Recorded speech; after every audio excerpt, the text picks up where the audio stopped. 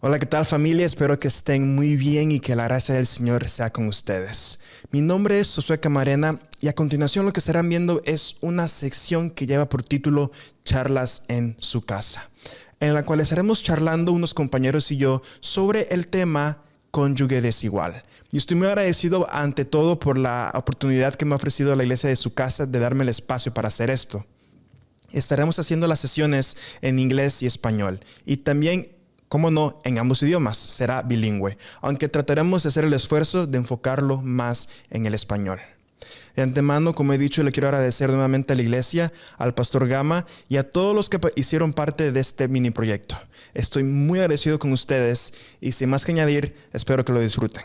Que el Señor nos bendiga.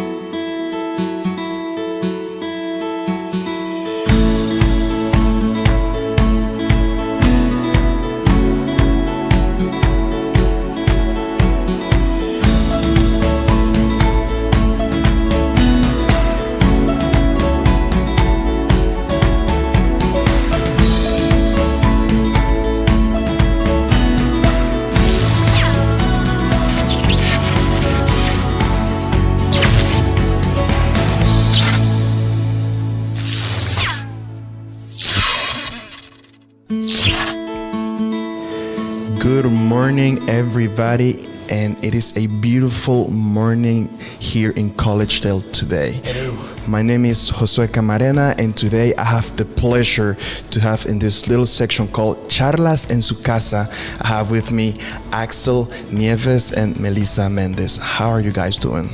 Doing really good, Josué. Thank you for having us here. Well, I'm really excited to be here, honestly, here at Charlas SuCasa.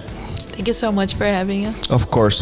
It is our pleasure to have you guys, and we are excited to get this mini-series that we decided to have on the topic of unequally yoked. So let's just get started with our first question. Axel, why don't you just go ahead and start us off with our first question? Sure. Just read it out loud and we'll get to it.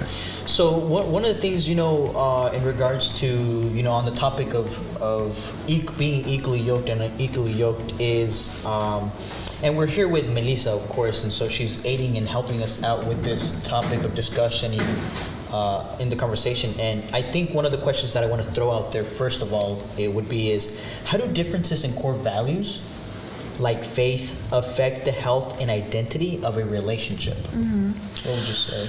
So I think when we look at the relationship's health, when two people are unequally yoked, first we have to understand what unequally yoked means. It means two people don't share the same core values, mainly in faith. And it can greatly impact the relationship's health because it can increase the conflict potential and also security and companionship. This is really important. And when two people don't have the same values, they can start getting to more arguments, and then will slowly making the relationship fade away, that important partnership aspect of it. Mm-hmm. Yeah, that's very true. When you say that, I think of somebody who was prohibited from getting married in the Bible, Jeremiah. Mm-hmm.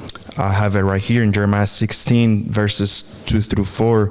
God tells Jeremiah pretty much, hey, do not get married in this land, right? Because they're going to go into exile. But what was the reason as to why these people were going to go into exile is because the nation were having issues of idolatry, social injustice, and moral decay.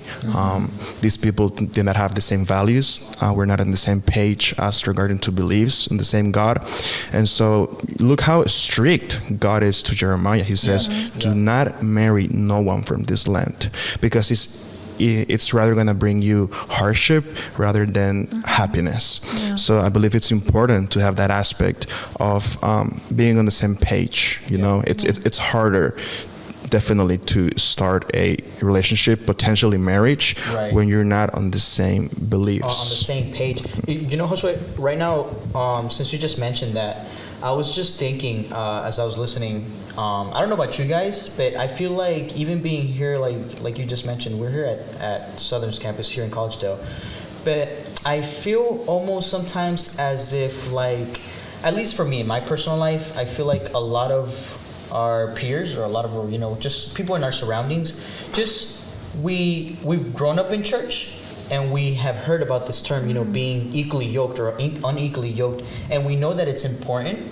But how I feel like, almost as if like it's not really taken into consideration, as if people, or I feel like we have to include myself sometimes. I feel like we are just as young people, we just want to jump into a relationship because we desire, we of course, we see, we see it as a beautiful thing, and it is, but we don't take into consideration at the fact that we should add God into it, let God help me find my partner and stuff like that. So then what happens with this is that we jump into a relationship, and if it's unequally yoked, that's where differences arise. And I think that's going to flow into our next question. It sure is, actually, and I'll go ahead and ask it. It says, second question, what challenges can arise in relationships when partners have different beliefs? Okay, so we were seeing about like what differences we could see when we have an unequally yoked relationship, and there's a lot of challenges actually that we can just like from the top of our heads think. I think mainly about communication and also decision making. When you're like in an actual like long-term relationship, you're obviously looking towards like a future with that person, perhaps marriage, or like after marriage, like growing a family, like having children and like growing old together. And when there's like one of this like base factor in our lives that's like faith and religion, we know that faith is one of the like pillars of your self-identity. 100%. And if you have like a problem, an issue in that one aspect, it can like start growing and spreading to other aspects of your life. So you start like thinking about children and like, what are we gonna do?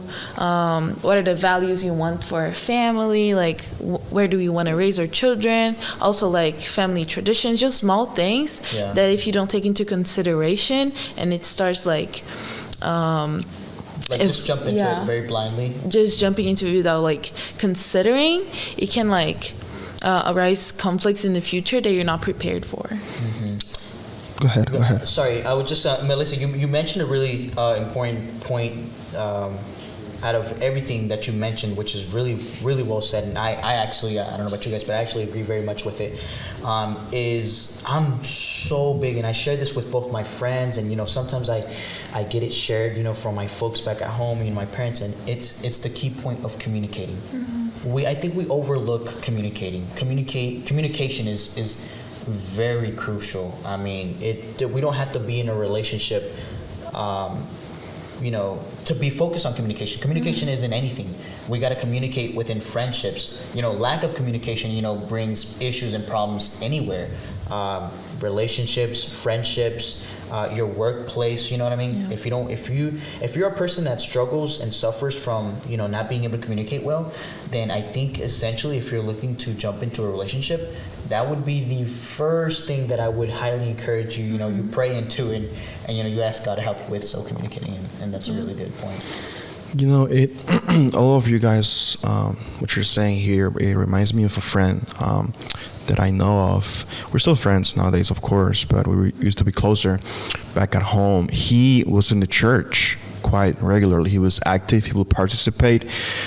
We graduated high school, and then he started a relationship with somebody from their high school, and she was not a Adventist. They were not on the same page regarding that.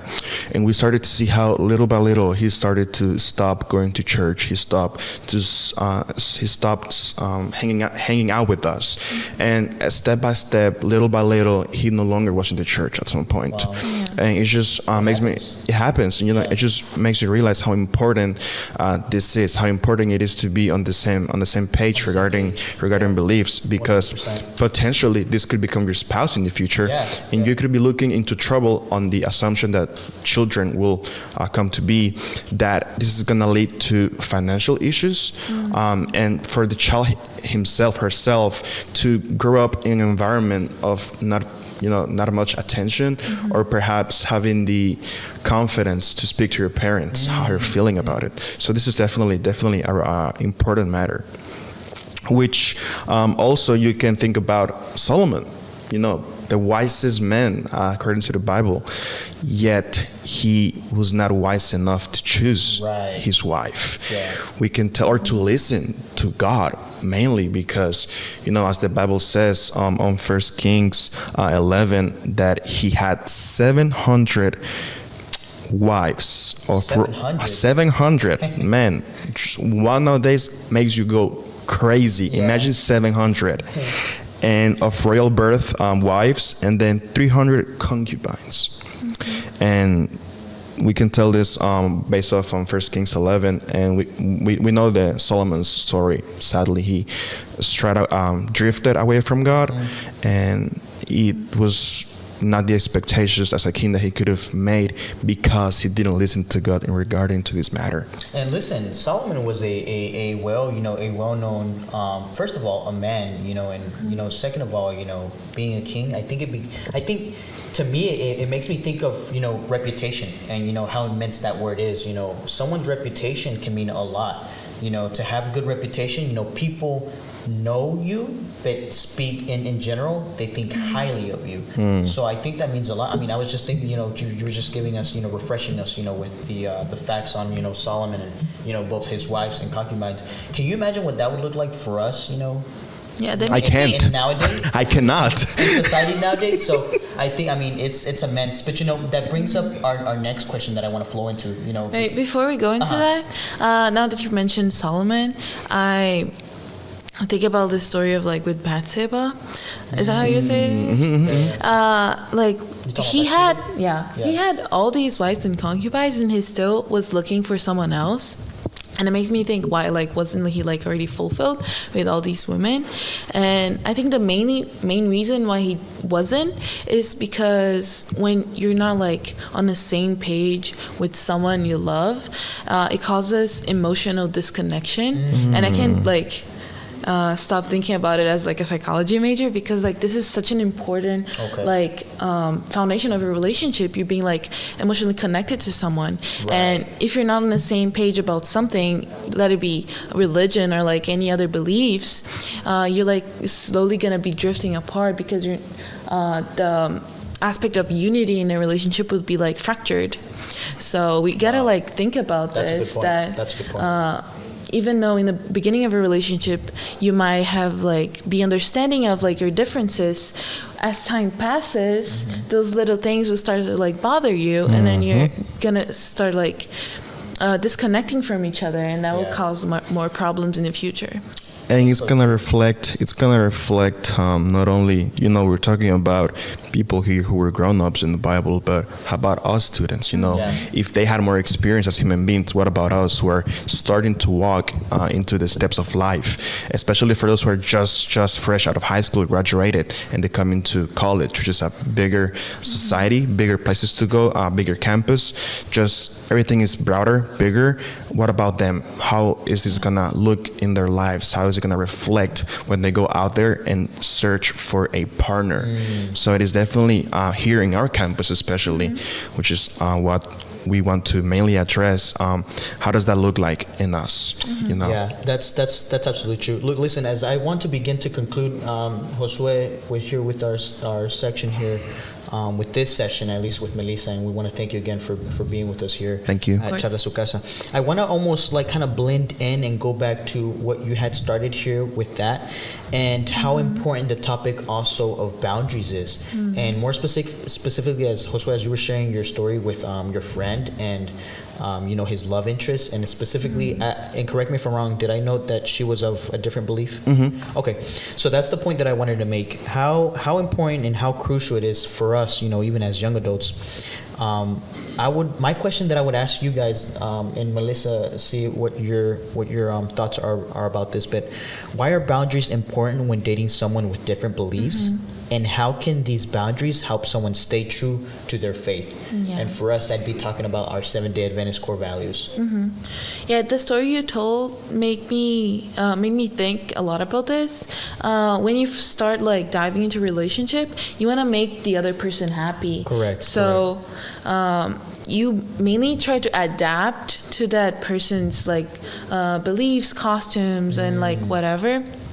And this is an important step. If you are going into a relationship where you like have like divergences in like values, and you want to keep yours, then you have to like preserve your identity and your faith, and like more than just thoughts and more about actions. Like, okay, we have these differences and we have to communicate about them. Right, and if I right. want to preserve mine and if you want to preserve yours, we both have to give in a little bit and respect each other so we can like keep our own A common ground. a common yeah. ground between all of these.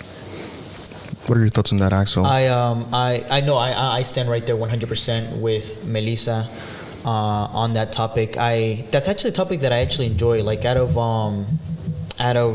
the topic of relationships, you know, especially like being very, you know, open-minded, being very wise, you know, to look into a relationship. You not just, you know, obviously, you know, forgetting about the facts that you know the person that you're going to be interested in, you know, making sure that you're attracted to them and stuff like that.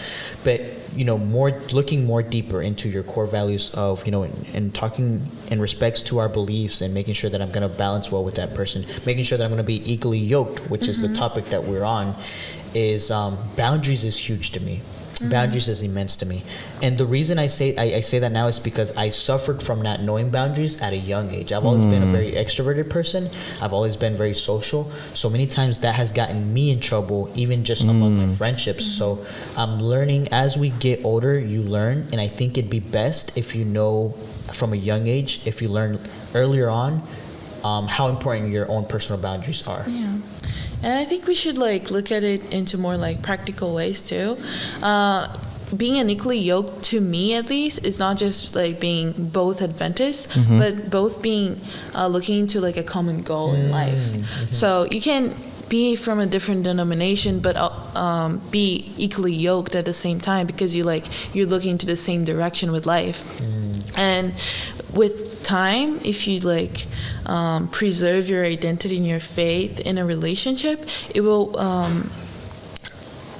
you won't have as much resentment towards the other person, Right. and like later on. So I think that's very important with boundaries too. Like keep your decisions and the promises you made, like to yourself, to your spouse, to your partner, and like that will keep your relationship more at peace and like make things easier. And you know, I totally agree with that. At the end of the day, that's what makes your identity stand true. Having the courage to tell the other person to share a common ground. Right. And I believe that that's where we're gonna wrap this session up. Melissa, thank you so much for being here with us. And this day we are looking. Thank you, Axel, for being here with me as well. Thank you for those who are watching us. We're gonna see you next time on the next session. And until then, may God bless us all. Thank you.